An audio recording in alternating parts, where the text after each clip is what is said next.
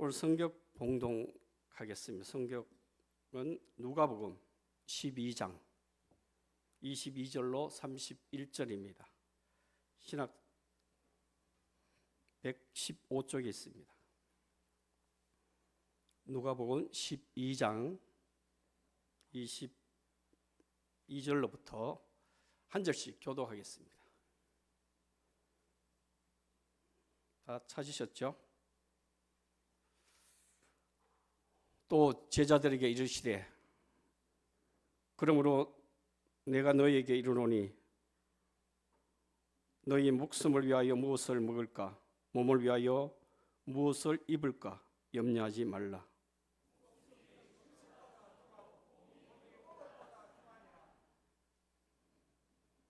까마귀를 생각하라. 심지도 아니하고 거두지도 아니하며 골방도 없고 창고도 없으며 하나님이 없으되 하나님이 기르시나니 너희는 새보다 얼마나 더 귀하냐.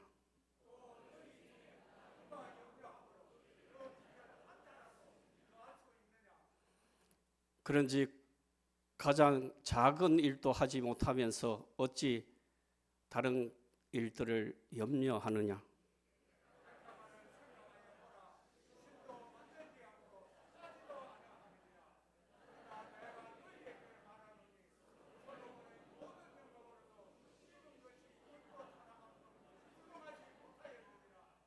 오늘 있다가 내일 아궁이에 던져지는 말씀 들풀도 하나님이 이렇게 입히시거든.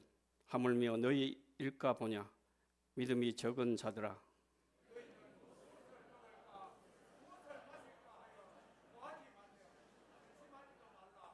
이 모든 것은 세상 백성들이 구하는 것이라. 너희 아버지께서는 이런 것이 너희에게 있어야 할 것을 아시느니라. 다만 너희는 그의 나라를 구하라. 그리하면 이것들을 너희에게 더하시니라. 아멘. 예, 오늘 이 말씀을 가지고 설교 주제가 가장 확실한 것입니다. 남기 목사님 나와서 말씀을 전해 주실 때 우리 목사님께서 직접 강사님을 소개해 드리겠습니다. 사회 보시는 정 집사님이 아까 서로 인사시키는 거 보니까 이제 목사님 같아요. 저보다 더 목사님다운 것 같아요. 그런데 짝퉁이라는 게 금방 드러났어요. 예수님이시라면 해야 되는데 하나님이시라면 해가지고 그래도 얼마나 좋은지 몰라. 점심 잘 드셨지요? 예, 아주 오늘 또 어묵도 맛있고 김도 맛있고 지난주인가 갔더니 김이 안 나오더라고요. 그래서 왜 김을 안 줘요? 그랬더니 어묵 나오는 날은 김 안 준대요. 그래서 여전도에서 재정을 아낀다고 그래서 그러는 게 어딨냐고. 걱정하지 말고 우리는 김도 주고 어묵도 주라고. 그래서 1년 내내 김이 나오는데 오늘 참 맛있더라고요.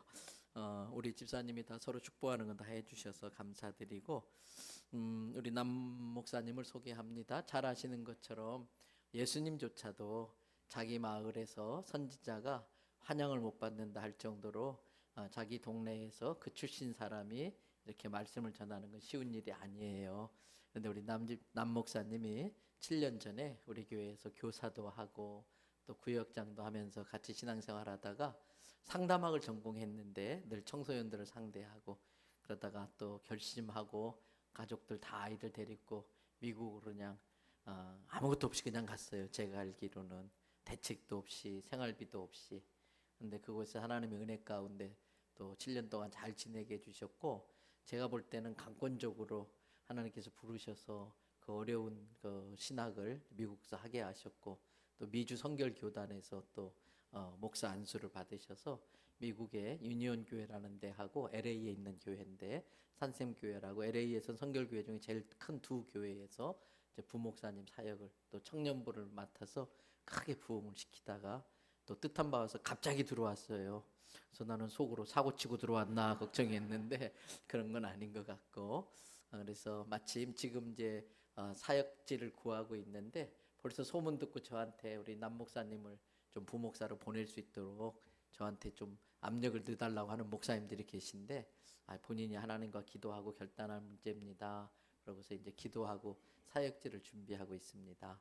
마침 오늘 또 장학은재배라 모시게 됐는데 아마 많이 떨리겠죠. 같이 집사님 선생님 하다가 오늘 갑자기 목사 딱 돼가지고 나타났으니까 그래도 본인 얼마나 떨리고, 지금 이 시간에는 뭐 우리 아내 되시는 원래 특수학교 교사로서 열심히 또 남편과 함께 장애우 아이들 선생님으로 계셨었는데 사모님 조윤미 사모님이 제일 떨릴 것 같아요.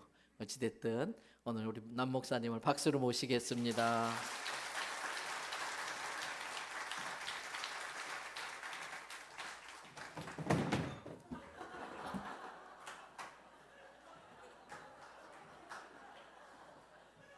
올라오자마자 사고를 치네요. 주여. 아이고 참. 어떻게 좀 그림이 괜찮습니까? 안녕하세요. 구 남기범 집사, 또 현 남기범 목사입니다. 목사라는 이 정체성이 아직 저도 좀 어색합니다. 불과 5년 전까지 평신도로 살았으니까요. 네.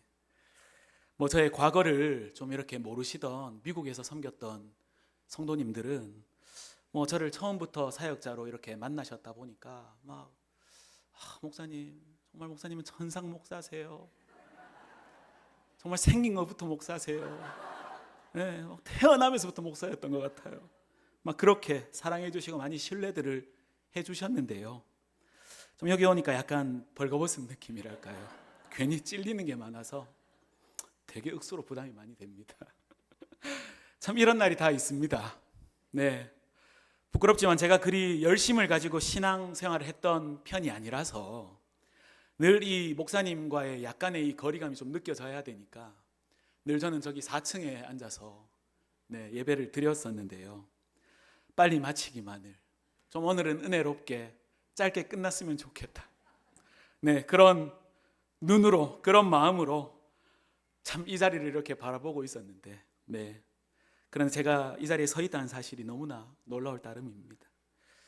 그래서 좀 뭐 빨리 마치라는 눈으로 쳐다보셔도 좀 할 말이 없습니다. 근데 언제 또 제가 이 자리에 서 보겠습니까, 그죠? 그래서 한 2시간 준비했으니까 마음 단디 드시고, 네. 네, 진짜 이래도 되나 싶습니다. 정말 여기 이 자리에 있어도 되나 싶습니다. 아무나 설 수 없는, 또 서서도 안 될 너무나 거룩하고 귀한 자리에 부족한 저를 불러주셔서 너무나 감사드립니다. 얼마나 이곳이 그리웠는지 모릅니다. 정말 그리웠습니다. 솔직히 성도로 있을 때는 뭐 대형교회가 그렇게 좋은 교회인지 몰랐습니다. 결혼하고 자기 새끼 낳아봐야 그죠? 효자 된다고, 집 나가면 철든다고. 저희 아내는 잘 알죠, 저를. 제가 얼마나 불평이 많은 사람인지. 늘 궁시렁거렸거든요. 우리 교회는 왜 이런 거는 없고, 이런 건 좀 이렇게 해주지. 뭐 대형 교회에서 하는 것처럼 좀 화려한 어떤 이런 찬양, 뭐 이런 것들을 기대하고, 목사님의 설교를 다른 목사님들의 설교와 비교하고, 항상 저는 그런 불만이 많았던 성도였습니다. 이번에도 와보니까 교회가 참 뭐를 많이 하더라고요. 구역 모임에, 뭐 여러 가지 프로그램에 새벽기도 나오세요, 헌신하세요, 끊임없이 성도님들의 성장을 위해 권면해 주잖아요. 새벽 예배 시간마다 금주의 암송 구절을 함께 외우더라고요. 또 전도는 어떻게 해야 되는지 10초 전도법도 가르쳐 주더라고요. 또 매일 3가정씩 그 가정의 기도 제목을 두고 함께 중보기도 하고. 뭐 제가 있을 때는 너무 귀찮고 번거롭고 좀 저런 거 좀 넘어가지 그냥, 뭐 약간 이런 마음이었거든요. 그런데 이게 제가 사역을 하고 보니까 이게 안 되더라고요. 뭘 좀 해주고 싶어도 아이디어도 없고 실력도 없는 거죠. 그리고 정말 아셔야 되는 게, 모든 교회가 또 모든 사역자들이 이렇게 애살 있게 뭘 하지 않습니다. 그냥 겉으로 보기에 좋게, 좀 적당히 감동스럽게, 뭐 인스타그램 같은 SNS에 좀 이렇게 그럴듯하게 보이게, 마지못해서 하자니 귀찮고 안 하면 눈치 보여서 되게 그런 경우들을 많이 보아왔습니다. 그렇게 보면 떠먹여줄 게 있으니까 어떻게든 좀 더 떠먹여주고 싶으니까 자꾸 뭔가를 줄 수 있는 거더라고요. 왜 우리 어머님들 늘 하는 걱정이 오늘 저녁에는 좀 뭐 해 먹어야 되노? 뭘 좀 해줘야 좀 우리 가족들이 더 건강하고 좀 맛있게 먹겠노? 뭐 이런 걱정 하시잖아요. 그런 고민하듯이 그만큼 영적으로 잘 먹었으면 하는, 또 그리스도의 장성한 분량으로 자라나기를 바라는 그런 사랑과 사명의 어떤 마음이 없고는 이게 안 되는 일이구나라는 거를 사역을 하고 좀 절실히 깨닫게 됐습니다. 여러분 자꾸 외식 바라지 마시기 바랍니다. 대형교회가 얼마나 사랑으로 정성으로 집밥을 잘 차려주는 교회인지 여러분들도 꼭 아셨으면 좋겠습니다. 좀 잘 먹고 잘 크라고 이것저것 신경 써서 차려줘도 왜 애들은 늘 반찬 투정하잖아요. 한 숟가락이라도 좀 더 먹었으면 좋겠는데 자기가 원하는 반찬 안 해줬다고, 외식 안 한다고, 뭐 다른 집은 이거 해주는데 저거 해주는데 또 피곤하고 바쁘다면서 먹으려 하지도 않잖아요. 돌아보니 딱 제 신앙이 그런 수준이었습니다. 혹시 뭐 마음속에 이런저런 교회를 향한 불만들 다들 없는 것처럼 앉아 계신데 있는 분들 계시죠? 뭐 시원하게 저처럼 다 내려놓으시고 해외 한번 다녀오시기를 네, 강력히 추천드립니다. 사역을 시작하고 나서 하나님께서 좀 그런 훈련의 시간들을 지나게 하시더라고요. 정말 평신도일 때는 전혀 보지 못했던, 정말 알지 못했던 교회와 좀 그 목회자들의 실상을 보게 하시는, 굉장히 치열한 영적 전쟁의 시간을 지나면서 우리 목사님 늘 말씀하셨던 좋은 목회자 한 사람이 좋은 교회 하나다. 그게 무슨 말인가를 정말 절실히 깨달았습니다. 건방지게 들리실지 모르겠습니다만 정말 잘 없더라고요. 좋은 교회가요, 건강한 교회가요, 또 좋은 목회자가요, 정말 하나님이 기뻐하시고 흡족히 보시는 교회가요, 또 대형교회라는 이런 좋은 기준점이 있어서 그 귀한 양분이 제가 하는 사역의 근간이 되었고 영적 분별력에 대해서 좀 더 선명하게 가질 수 있게 되었습니다. 얼마나 감사한지 모릅니다. 최근 한국에 돌아온 이후로 여기저기 교회들 많이 가봅니다. 일부러 예배 한번 드려보고 분위기가 어떤지 보고. 저희는 뭐 임지 구하기까지 부산에 와서 예배 드려야 되나 그런 마음입니다. 새벽에도 마음껏 옆사람 눈치 보지 않고 뜨겁게 기도하고 또 매주 이렇게 뜨겁게 찬양하고 예배하고 얼마나 좋습니까, 여러분? 갈급하고 필요할 때 목 놓아 울부짖으며 마음 놓고 기도할 수 있는 교회가 없다는 게 처음 미국 가서 한동안 얼마나 답답하고 힘들었는지 몰라요. 구역 모임 되게 잘 되잖아요. 자체적으로 너무 잘 이루어지고 교회의 허리가 되는 중년의 성도님들이 교회 곳곳에서 섬김의 자리들을 튼튼하게 받쳐주고 계시고, 저만 한국에 있을 때는 바쁘다는 이유로 또 쉬고 싶다는 핑계로 어떻게든 빠지려고 안간힘을 썼었는데 구역 모임을 통해 받은 사랑이 아니었으면 제 신앙이 이렇게 성장하지 아마 하지 못했을 것 같습니다. 솔직히 뭐 저희 아내가 이런 얘기하면 싫어할 텐데 대형 교회 왔을 때만 해도 전 술 담배 못 끊었습니다. 계속 하고 있을 때였습니다. 근데 구역 모임 하면서 다 끊게 되더라고요. 자꾸 제 모습을 보게 되고, 그 교제의 힘이, 그 성도 간에 있는 그 사랑과 격려와 이런 것들이 얼마나 큰지 그때 깨닫게 되었습니다. 이런 걸 못하게 되니까 얼마나 외롭고 힘들었는지 모릅니다. 미국 가서 그냥 너무나 당연하게 누리고 있는 이런 모든 것들이 하나도 당연한 게 없고 절로 되어지는 것이 없더라고요. 어떻게 제가 좀 철이 많이 든 것 같지 않습니까? 사회생활도 좀 는 것 같지요. 완전 돌아온 탕자입니다. 우리 대형 성결교회가 계속해서 그런 좋은 교회, 건강한 교회, 하나님께서 특별히 주목하시고 또 흡족히 보시는 정말 부산의 영적인 기준이 되는 그런 교회로 굳건히 세워져 가기를 주님의 이름으로 축복합니다. 좀 여러분 자부심을 가지셨으면 좋겠습니다. 교회를 더 사랑해 주셨으면 좋겠습니다. 기도해 주십시오. 정말 그 교회된 주님의 몸된 지체된 여기 계신 성도님들 한 분 한 분이요, 얼마나 귀한지 모릅니다. 주님의 교회를 사랑하는 성도님들의 그 마음을, 또 그 수고와 섬김을 주님께서 다 아시고 땅에 기름지고 하늘에 신령한 더욱 큰 은혜와 복으로 채워주실 줄로 믿습니다. 오늘 읽은 본문 말씀은 우리가 너무나 잘 아는 말씀입니다. 저 역시도 가장 좋아하고 또 기도할 때마다 자주 고백하는 말씀 가운데 하나입니다. 평행 본문이 마태복음 6장에도 기록되어 있는데요, 제가 이 말씀을 좋아하고 자주 고백하는 이유는 뭐 다른 이유가 아닙니다. 바로 제가 물질로 인한 염려가 너무나 많은 사람이었기 때문입니다. 형편이 어려울 때, 도무지 답이 없고 막막한 현실 앞에 부딪혔을 때, 저는 좀 늘 협박 비슷하게, 애원 비슷하게 이 말씀을 생각하면서 그렇게 기도합니다. 돈은 우리를 염려하게도 또 우리를 너무 행복하게도 만듭니다. 심리학자 매슬로우에 따르면 인간은 기본적으로 생존과 안전을 갈망하는 존재입니다. 그런데 여러분, 돈은 어떻습니까? 이 모든 것을 채워줄 수 있는 안전의 상징이 되죠. 그래서 우리는 더욱 돈에 집착하게 됩니다. 얼마를 벌고 얼마를 가졌느냐가 사람의 가치로 판단이 되는 세상 속에서 돈은 단순히 교환의 수단을 넘어 우리 자신의 존재 가치를 증명하는 도구가 되어버렸습니다. 한마디로 말해서 가장 확실한 것이죠. 가장 확실한 것. 폴란드의 사회학자 지그문트 바우먼은 돈은 유일하게 확실해 보이는 약속이다. 내일을 예측할 수 없는 시대에 사람들은 돈을 통해 안전을 사고자 한다, 그렇게 이야기했습니다. 어떠십니까?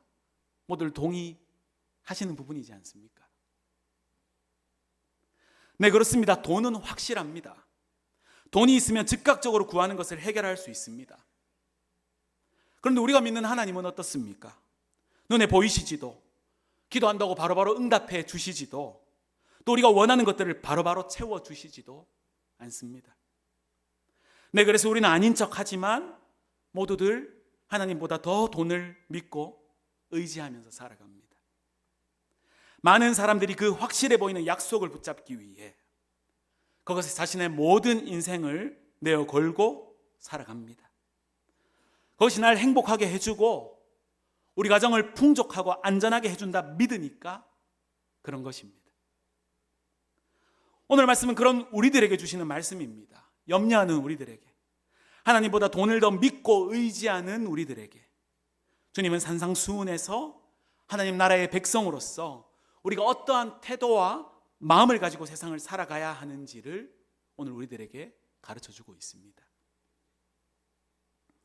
그런데 먼저 오늘 본문에 앞서 주님은 이 확실한 것에 인생을 걸고 살아가는 것이 얼마나 어리석은가를 말씀하셨습니다.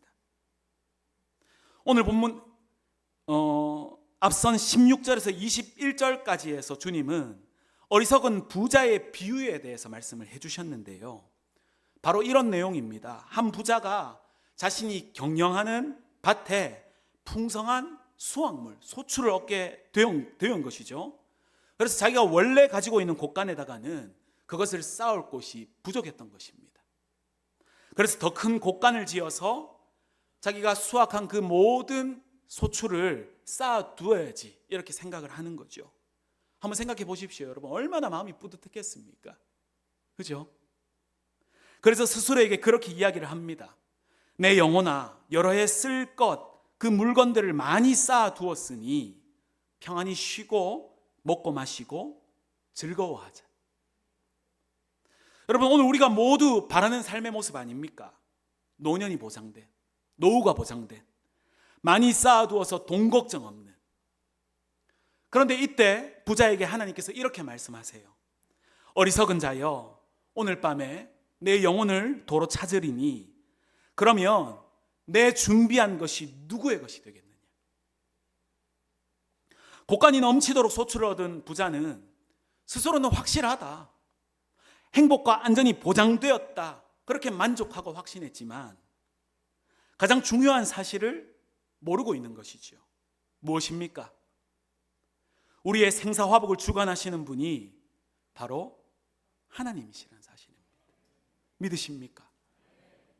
그렇습니다, 여러분. 모든 것이 그분의 것입니다. 이 세상의 역사를, 우리의 인생을, 온 우주 만물을 그분이 오늘도 다스리고 계십니다. 주신 이도 하나님이시고 취하시는 이도 하나님이심을 믿으시기를 바랍니다. 그런데 우리는 하나님을 믿는다고 하면서 가장 중요한 이 사실을 잊은 채 살아갑니다. 더 쌓아두지 못해 안달이지 않습니까? 모두들 다가올 노후를 그렇게도 염려하며 살아가고 있지 않습니까?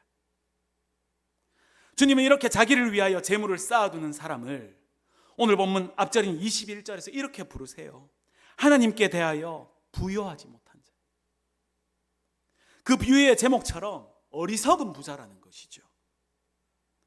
오늘 우리가 장학 헌신을 결단하며 이 예배의 자리에 앉아 있지만 그분께 물질이며 시간을 내어드리는 정말 온전한 헌신이 되지 못하는 이유가 무엇입니까? 결국 늘 걸림돌은 여기서부터인 것 아닙니까? 오늘 나는 무엇을 더 의지하고 있습니까? 내가 진정으로 원하고 구하는 것은 무엇입니까? 정말 하나님이 살아계시고 내 삶의 주인이시고 내 삶을 책임지심을, 정말 그분이 생사화복의 주관자이심을 여러분 믿으십니까?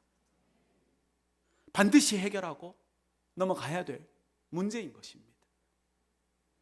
그 비유를 말씀하신 이후 이어지는 22절에서 주님은 너희 목숨을 위해 무엇을 먹을까, 무엇을 입을까 염려하지 마라, 이렇게 말씀하세요. 평행 본문이 마태복음 6장에서는 누가복음에 없는 말씀이 또한 기록되어 있는데요. 마태복음 6장 19절에서 20절을 제가 읽어드리면 너희를 위하여 보물을 땅에 쌓아두지 말라. 거기는 좀과 동록이 해하며 도둑이 구멍을 뚫고 도둑질하느니라. 오직 너희를 위하여 보물을 하늘에 쌓아두라. 거기는 좀이나 동록이 해하지 못하며 도둑이 구멍을 뚫지도 못하고 도둑질도 못한다. 이렇게 말씀하고 있습니다. 염려하지 마라. 너희를 위하여 보물을 땅에다 쌓아두지 마라. 여러분 좀 당황스럽지 않습니까? 그렇잖아요.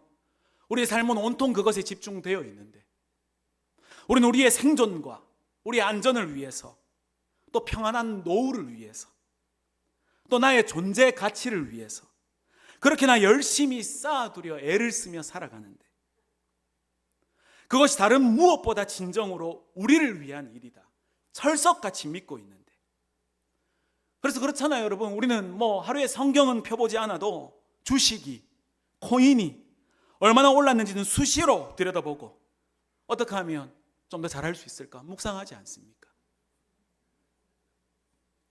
그런데 그것이 결코 우리를 위한 일이 아니다, 분명하게 말씀하고 계십니다. 땅에다 보물을 쌓는 일, 그것이 왜 우리를 위한 일이 아니라는 것입니까? 먼저는 너희를 위하여 보물을 쌓아봐야 거기는 좀과 동록이 해하며 도둑이 구멍을 뚫고 도둑질하기 때문이라는 것입니다. 그렇죠, 여러분. 하루아침에 망해가지고 모든 것을 잃어버릴 수도, 또 갑자기 건강이 나빠져서 사고가 나서 고생만 실컷 하고 쌓아둔 재산을 다 남겨두고 죽게 될 수도 있는 것입니다. 이런 이야기들이 드라마에만 나오는 이야기입니까? 아니죠. 주변에도 너무나 이런 경우들을 많이 보고 있습니다. 단지 아직 나에게 닥친 일이 아닐 뿐인 것이죠. 영원하지 않은 것에 소망을 두고 살아가는 게 얼마나 어리석은가 말씀하고 계십니다. 그런데 이것보다 더 중요한 문제가 있는데요. 우리를 위한 그 일이 오히려 우리로 하여금 어두움 가운데 머무르게 하고 넘어지게 만든다는 것입니다. 마태복음 6장 21절에서 23절입니다. 내 보물 있는 그곳에는 내 마음도 있느니라. 눈은 몸의 등불이니 그러므로 내 눈이 성하면 온몸이 밝을 것이요 눈이 나쁘면 온몸이 어두울 것이니 그러므로 내게 있는 빛이 어두우면 그 어둠이 얼마나 더하겠느냐. 아멘. 우리가 여러분 무엇을 바라볼 때 초점을 한 곳에 이렇게 두어야 제대로 정확히 볼 수 있는 것처럼 우리가 하나님께 우리의 초점을 두고 있어야 우리의 마음과 영은 밝게 볼 수 있게 되는 것이죠. 재물과 하나님 양쪽을 바라보게 되면 결국엔 제대로 보지 못해서 걸려 넘어지게 되거나 둘 다 잃게 된다는 것입니다. 하나님께서 우리의 눈을, 우리의 마음을 그렇게 만드신 것이죠. 그러면서 이어지는 24절에서 주님은 이렇게 말씀하세요. 한 사람이 두 주인을 섬기지 못할 것이니 혹 이를 미워하고 저를 사랑하거나 혹 이를 중히 여기고 저를 경히 여김이라. 너희가 하나님과 재물을 겸하여 섬기지 못하느니라. 사랑하는 여러분, 한번 우리의 모습을 좀 돌아보았으면 좋겠습니다. 오늘 우리의 눈은 어디를 향해 있습니까? 무엇에 우리의 소망을 두고 살아가십니까? 보물을 쌓는 일에 마음을 빼앗겨 정작 중히 여겨야 할 주님을 경히 여긴 채 살아가고 계시는 것은 아니십니까? 우리를 위한 그 일, 땅에다 보물을 쌓는 그 일로 인해 현재 우리가 하나님과의 관계가 멀어져 있진 않으세요? 만약 그 우선순위가 뒤바뀌어 있다고 한다면, 그렇다면 우리는 이미 어두움 가운데 머무르고 있는 것입니다. 언제 넘어져도 이상하지 않을 우리의 그 시력이 굉장히 나빠져 있는 것입니다. 무엇이 정말 우리를 위한 일입니까? 보물을 하늘에 쌓을 것인지 땅에 쌓을 것인지 분명하게 결정하시기를 바랍니다. 미국을 가기 전 제 시선과 마음은 확실히 돈을 향해 있었습니다. 심리 상담자로 나름 박사학위도 받고 그 일을 한 10년 가까이 해오고 있었지만 그 일이 물질적으로 좀 저에게는 충분히 만족이 늘 되지 않았었습니다. 늘 마음이 붕 떠 있는 것이죠. 그래서 장사를 한번 해봐야 되나, 저랑 친하게 교제했던 집사님들 다 아세요. 제가 막 떡볶이 레시피 만들었다면서. 저 떡볶이 장사 한번 해보려고요, 집사님. 저 대박 칠 거예요. 그래 떡볶이 해주고 막 그랬었습니다. 나름 사람들 앞에서는 상담자라고 그럴듯하게 폼 잡으면서 제가 이 상담을 통해서 죽어가는 영혼을 살리고 가정을 일으켜 세우고 이렇게 이야기했지만 정작 제가 진정으로 원하는 것은 한마디로 돈 많이 버는 세상적으로 성공한 삶이었습니다.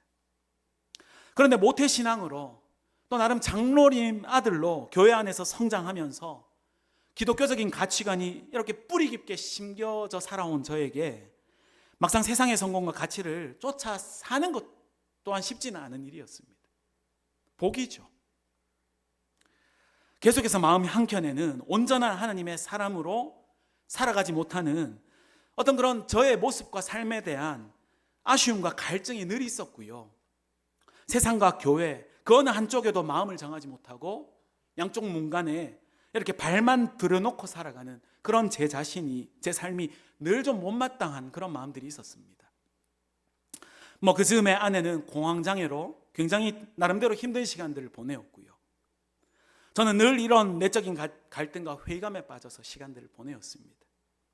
그러다가 어떻게 기회가 생겨서 제가 어릴 적 저의 중고등부 목사님이셨던 그 목사님이 주최하시는 미국 비전 트립이라는 이름으로 3주간 미국을 좀 다녀오게 되었습니다.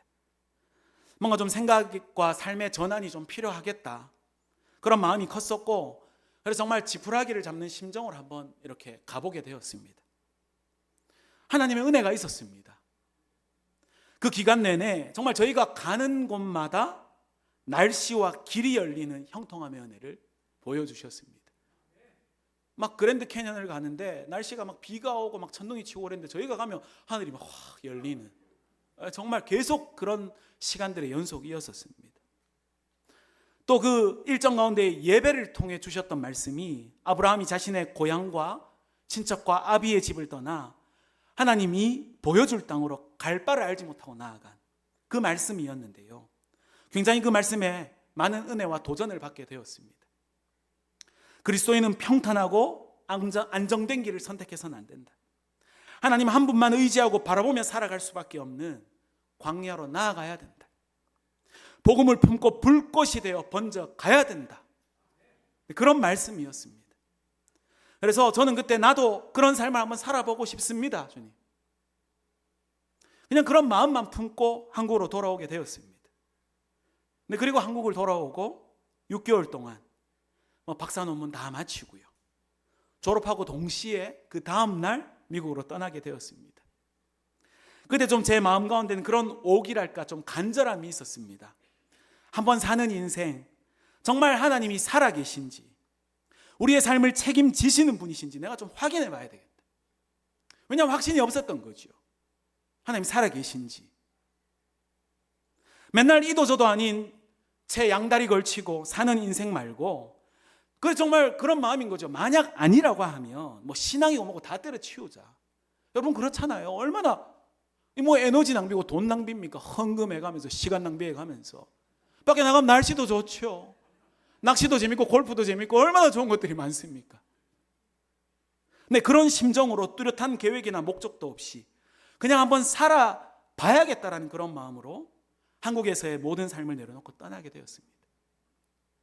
네, 그렇게 가서 저희가 살던 그 아파트 팔고 가지고 간 돈으로 학비 내고 생활비하고 하니까 딱 1년 살더라고요.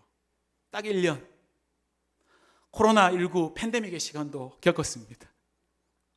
그런데 하나님께서는 구름 기둥과 불 기둥으로 또 만나와 메추라기를 내려주시는 그런 은혜로 저희 가정을 먹이시고 책임져 주셨습니다. 하나님께서 저의 그 믿음의 결단을 귀하게 보셨던 것 같아요. 그 믿음의 결단을. LA는 여러분 아파트 렌트비가 월세지요. 정말 비쌉니다. 지금 환율로 치면 정말 허름하고 치안이 좋지 않은, 밤에 나가면 총 맞아 죽을 수 있는 그런 방두칸 짜리 아파트가 지금 환율로 치면 싸도 한 200만 원, 조금 살만하면 한 400 이렇게 합니다. 그런데 유학생은 법적으로 일할 수 있는 자격도 안 되지요. 알게 모르게 이렇게 캐시 받아가지고 일을 하긴 하지만 제가 이게 또 7년을 있었지만 영어가 안 되더라고요. 영어가 안 되니 좋은 일자리, 좋은 기회를 잡기란 더 어려웠습니다. 그런데 7년을 지나면서 그 렌트비를요, 한번 밀리거나 못 내본 적이 없습니다. 그렇다고 힘들다 도와달라 아쉬운 소리를 누군가에게 일부러 해본 적도 없습니다. 전혀 생각지도 못한 분으로부터 도움을 받게 하시고 정말 시기적절하게 교회나 어떤 기관으로부터 장학금을 받게 하시고 스시 가게에서 일도 하고요, 골프 스토어에서 일도 하고요, 또 교회에서 일할 기회도 가지게 되었습니다. 하나님 옷이 필요해요. 저희 딸은 하나님 피아노가 좀 필요해요. 가구가 필요해요. 그렇게 기도하면 어떤 경로를 통해서든 결국은 채우시고 응답하시는 그런 놀라운 은혜를 경험할 수 있었습니다. 한국으로 오기 얼마 전의 일이었는데요, 이게 제가 풀타임으로 사례비를 받고 저희 아내도 영유아부 사역하면서 사례비를 좀 받고 또 장애가 있는 여성분 좀 이렇게 돌봄하면서 좀 이렇게 수입이 있고 그럼에도 불구하고 이게 근데 적지 않은 돈입니다. 환율로 치면 정말 큰 돈입니다, 한국에서는. 근데 그럼에도 불구하고 이 렌트비나 물가가 워낙 비싸니까 늘 마이너스일 수밖에 없는 거죠. 그래서 그냥 아무리 생각해도 답이 없어가지고 그냥 다 못 갚고 야반도주 해야 되겠다. 그냥 도망와야 되겠다, 조용히. 앞으로 미국 안 가면 되지. 그냥 그런 마음이었는데 갈 일도 없고. 예. 근데 이제 아내가 작년 9월쯤에 혼자 가계부를 쓰면서 하나님, 저희들 이러저러한 거 이렇게 저렇게 계산해 보니까 한 2만 불 정도 필요한 것 같습니다. 이렇게 기도를 했대요. 근데 이게 자기가 생각해도 좀 터무니가 없지 않습니까? 여러분 2만 불이면 우리 돈으로 2,800만 원 정도 됩니다. 그러고는 잊고 있었는데, 그런데 결국은 다 채워주셨어요. 그래서 텍스 보고 다 하고요, 카드비 다 갚고요, 깨끗하게 다 그렇게 처리하게 하시고 그렇게 미국을 떠나게 하셨습니다. 저희 한국으로 와서도 또 채워주시고 또 채워주시더라고요. 그래서 7년 동안 묵혀두었던 병원 치료 다 하고 있고, 먹고 싶었던 거, 가보고 싶었던 거 다 다니고 있고, 그냥 그렇게 보내고 있습니다. 진짜 뭔 일인가 싶습니다. 진짜로. 정말 신기합니다. 정말 하나님 놀라운 분이시지 않습니까? 저희 장모님 아직 믿음이 없으세요. 장인어른도. 저희 아내가 이제 한국에 와서는 장모님께 이렇다 저렇다 뭐 살아왔던 그 시간들 이렇게 말씀을 드렸던 거죠. 그러니까 장모님 듣고 하시는 말씀이 희한하게 살다 왔네. 딱 한마디가 희한하게 살다 왔네. 그렇게 말씀하셨습니다. 정말 희한한 은혜의 시간이었습니다. 하나님을 선택한 자들의 손을 절대로 놓지 않으시는, 때에 따라 돕는 손길로 끝까지 책임져 주시는, 우리의 삶 가운데 실제적으로 역사하시는 그 살아계신 하나님을 향한 믿음이 그렇게 더욱 쌓여지게 하셨습니다. 힘들고 어려운 고비마다 뭐 이번 달은 또 어떻게 버텨야 되지? 렌트비 어떻게 내야 되지? 그런 막막한 상황 앞에서 이렇게 채워주시면서 기범아 니 이래도 못 믿나? 니 진짜 이래도 못 믿나? 네. 그렇게 하나님께서는 의심의 여지가 없도록 저희 가정을 완벽하게 인도하시고 책임져 주셨습니다. 안정되고 정착된 삶을 추구하며 노후를 걱정하고 제 곳간을 어떻게든 채우기 위해 살았다면 결코 경험해 보지 못했을 은혜입니다. 여러분들 아십니까? 독수리가 하늘을 높이 비상할 수 있는 이유는 대기의 기류를 이용하기 때문이라고 합니다. 날개를 펼치고 상승하는 온난 기류에 몸을 맡긴 채 하늘 높이 올라갈 수 있는 겁니다. 그런데 우리가 동네에 지나가면서 보이는 까치나 까마귀나 참새 이런 애들은요, 스스로의 힘과 실력으로 끊임없이 퍼덕이며 날개짓을 해야 오를 수 있습니다. 그런데 독수리는 그 상승하는 기류에 몸을 맡긴 채 그 어떤 새보다 높이 날아갈 수 있는 것입니다. 우리의 삶이 좀 이러했으면 좋겠습니다. 내 힘과 실력으로 어떻게든 살아보려고 힘겹게 바닥이는 인생이 아니라 모든 것을 주님께 맡기고 의지함으로 은혜의 기류를 타고요, 독수리가 날개치며 올라가듯 자유롭게 비상하는 그런 모든 성도님들의 삶이 되시기를 주님의 이름으로 축원합니다. 여러분 정말 그렇습니다. 하나님께서는 우리가 두려움 가운데, 염려함 가운데 살아가기를 원하지 않으세요. 우리가 구하는 모든 것이 우리에게 있어야 할 줄을 아시는 분이십니다. 그 하나님께서는 우리가 우리의 삶을 당신께 온전히 의탁하기를 원하시는 분이세요. 왜 수영 잘하시는 분들은 아실 거예요. 우리가 여러분 물에 뜨려면 어떻게 해야 됩니까? 애들 생존 수영 막 하잖아요. 물에 뜨려면 그냥 우리의 몸을 힘을 다 빼고 내어 맡겨야 됩니다. 그래야 둥둥 떠갈 수 있습니다. 그런데 여러분 빠질까 두려워서 온몸에 힘을 주고 아등바등 허우적대면 어떻게 됩니까? 더 빠지게 되죠. 더 가라앉게 됩니다. 우리 힘을 쓰는 만큼, 애를 쓰는 만큼 더 가라앉게 되는 것입니다. 우리 안에 염려와 두려움을 내려놓고 넓고 깊은 은혜의 바다에 우리의 삶을 내어 맡겨드리는 그런 삶이 되었으면 좋겠습니다. 빠져 죽을까 봐 두려워 언제까지 땅 짚고 헤엄치는 파닥거리는 삶을 살아가시겠습니까? 하나님께 모든 것을 맡겨드릴 때 그 은혜의 조류가 우리를 더욱 자유케 해줄 것입니다. 물론 불안하지요. 두렵죠. 뒤처질 것 같죠. 다 잃게 될 것 같고 혹시나 빠져 죽으면 어떡하지? 너무 걱정이 됩니다. 그런데 아닙니다, 여러분. 하나님께서는 당신을 전적으로 믿고 신뢰하는 자들을, 그분께 모든 것을 내어 맡기는 인생을 결코 내버려 두지 않으시고 끝까지 책임지시는 분이심을 믿으시기를 바랍니다. 네, 그렇게 저희 가정은 너무나 놀라운 은혜의 시간들을 경험하고 이렇게 다시 한국으로 돌아오게 되었습니다. 미국으로 갈 때는 그래도 집 팔고 남은 돈이라도 좀 있었죠. 이제는 정말 아무것도 가진 것이 없는 빈털터리입니다. 심지어 아직 뚜렷한 대책과 계획 이런 것도 없습니다. 어떻게 인도에 가실지 그래서 기도하며 확실한 응답을 기다리고 있는 중입니다. 그런데 참 거짓말처럼요, 너무 평안하고 너무 자유롭습니다. 신실하시고 선하신 하나님께서 지금까지 우리를 인도해 주신 것처럼 가장 좋은 길로, 가장 선한 길로, 가장 완전한 길로 우리 가정을 인도해 주실 것을 확실히 믿는 믿음이 생겼기 때문입니다. 오직 주님만 바라보고 의지할 수밖에 없는 그런 형편이 되었기 때문입니다. 가장 확실한 것, 영원한 소망 되신 예수 그리스도를 만났고 붙잡았기 때문입니다. 저희가 한 게 있습니까? 들어보시니까 다 내려놓고 떠난 것밖에 없습니다. 갈 바를 알지 못한 채 하나님만 바라보고 의지하는 삶을 그냥 선택했을 뿐입니다. 그런데 아버지 되시는 하나님께서는 우리 가정에 있어야 할 것을 먼저 아시고 채워주셨습니다. 염려함으로 그 키를 한 자라도 더할 수 없음을, 우리의 살고 죽음이 오직 여호와 하나님 그분의 손에 달려 있음을 분명하게 깨닫게 하셨습니다. 미국 가기 전 저희 아내는 공황장애로 119에 실려가기도 했고요. 참 많이 고생을 했었는데 거기 있는 동안 깨끗하게 치유가 되었습니다.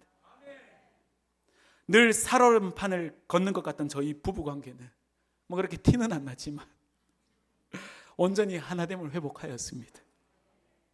저희 아들, 딸도 오니와 이래도 너무나 건강하게 이제는 좀 믿고 의지할 만한 그런 믿음의 자녀들로 성장하게 되었습니다. 저희 애들 알파벳도 다 모르고 갔습니다. 적어도 적응하느라 많이 힘들었죠. 그런데 더 적응하기 힘든 게 뭡니까? 목회자의 자녀로 사는 것. 그런데 불평 한마디 하지 않고 그렇게 잘 커주고 있습니다. 적극적으로 아빠의 사역을 도와주는 큰 일꾼들입니다. 돈 없고 집은 없지만 천국 가정을 허락해 주신 거죠. 바로 우리에게 있어야 할 것, 더 중요한 것, 생각도 못했던 것조차 하나님은 채워주시고 회복해 주셨습니다. 노후 준비는 없는데 사후 준비는 확실하게 하고 돌아온 겁니다. 사도행전 3장에서 성전 미문에 앉아 베드로와 요한에게 구걸을 하는 안진뱅이에게 베드로는 이렇게 선포하죠. 은과 금은 내게 없거니와 내게 있는 이것을 내게 주노니 나사렛 예수 그리스도의 이름으로 일어나 걸으라. 동전 하나를 바란 이에게, 날마다 구걸하며 생명을 연명해 오던 자에게 베드로와 요한은 그들이 만났고 그들이 경험한 예수 그리스도, 영원한 생명과 소망을 주신 그 주님을 전했고, 평생을 걸어보지 못했던 그 사람은 뛰어 서서 걸으며 하나님을 찬송하는 그 삶을 온전히 주님께 내어드리는 인생으로 변화되었습니다. 예수로 인해 영원한 자유함을 얻게 되었고 평생의 소원도 이루게 되었고요, 또 무엇보다 영원한 하나님의 나라를 얻게 되었습니다. 제가 오늘 여러분들에게 전해드리고 싶은 것이 바로 그것입니다. 우리의 영원한 생명 되시고 소망이 되시는, 우리의 모든 형편과 처지, 필요와 쓸 것, 우리에게 있어야 할 것이 무엇인지를 가장 잘 아시고 이 모든 것들을 더하여 주시는 예수 그리스도, 바로 우리 주님이십니다. 저는 굳이 미국까지 가서 이 비싼 공부를 하고 온 겁니다. 정말요. 그런데 여러분들은 이곳에서, 여러분들의 삶의 자리에서 오늘도 살아계셔서 정말 우리 삶 가운데 역사하시는, 우리의 삶을 주관하시는 그 크고 놀라우신 은혜를 날마다 체험하고 누리는 그런 복된 여러분들의 삶이 되었으면 좋겠습니다. 어떻게 해요? 예수를 붙잡으시면 됩니다. 그분을 선택하시면 됩니다. 주님 말씀하세요. 다만 너희는 그의 나라를 구하라. 그리하면 이런 것들을 너희에게 더하시리라. 여기서 다만은 오직이라는 뜻입니다. 무슨 말입니까? 힘 빼지 마라. 쓸데없는 데 소망을 두지 마라. 오직 예수 그리스도 여호와 하나님 한 분만 바라봐라 라는 것입니다. 오직 한 마음만 품으십시다. 무엇이 우리를 위한 것입니까? 예수 그리스도, 그분이 우리의 유일한 소망이신 줄로 믿습니다. 제가 좋아하는 말이 있습니다. 우리가 돈이 없지 가오가 없나. 우리에게 가오는 무엇입니까, 여러분? 믿음이죠. 예수를 믿는 믿음. 하늘 아버지께서 우리의 아버지가 되신다는 믿음. 그분이 지금도 우리를 지켜보고 계시고 돌보신다는 믿음. 그런 배짱, 그런 가오를 가지고 정말 주님 한 분 바라보며 믿음의 길을 걸어가시는 저 여러분들의 삶이 되었으면 좋겠습니다. 사랑하는 여러분, 우리는 아무것도 가진 것 없지만 그러나 우리는 모든 것을 가진 자들입니다. 영원한 생명을, 예수의 사랑을 가진 자들입니다.